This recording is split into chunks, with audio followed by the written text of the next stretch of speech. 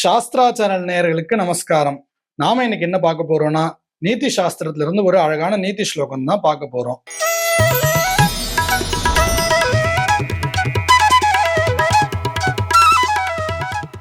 அநாஹூத பிரவிஷதி அப்ருஷ்டோ பகுபாஷதே அவிஸ்வஸ்தே விஸ்வசிதி மூடச்சேதா நராதமாக.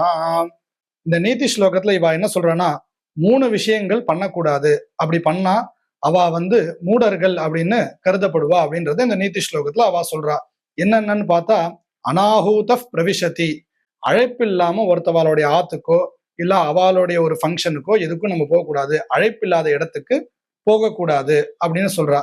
அப்படி நம்ம பண்ணா நம்மளுடைய செல்ஃப் ரெஸ்பெக்டும் அங்க கம்மியாகுது.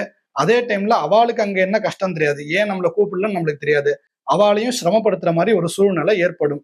அப்படி அநாஹூத பிரவிஷதி, நம்மளை கூப்பிடாம நம்ம ஒரு இடத்துக்கு போகக்கூடாது அப்படின்னு சொல்றா.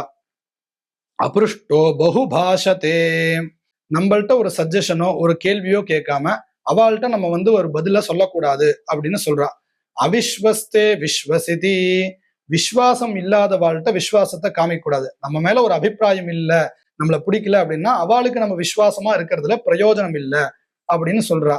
மூட சேதான ராதமாக, அப்படி இருக்கக்கூடியவ மூடர்கள் அப்படின்னு கருதப்படுவா அப்படின்னு இந்த ஸ்லோகத்தை சொல்றா.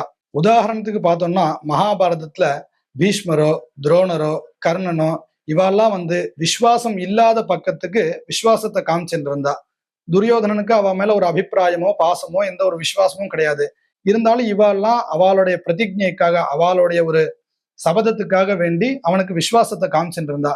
கடைசியில அதனால என்ன ஆச்சுன்னா, அவளோட பிராணம் தான் தியாகமாச்சே தவிர எந்த ஒரு பிரயோஜனமும் அங்க ஏற்படல. அப்படி விசுவாசம் இல்லாத வாழ்கிட்ட விசுவாசமும் காமிக்க கூடாது அப்படின்னு ரொம்ப அழகா சொல்றா. அநாஹூத பிரவிஷதி அப்ருஷ்டோ பகுபாஷதே அவிஸ்வஸ்தே விஸ்வசிதி மூடச்சேதா நராதமாக. நமஸ்காரம்.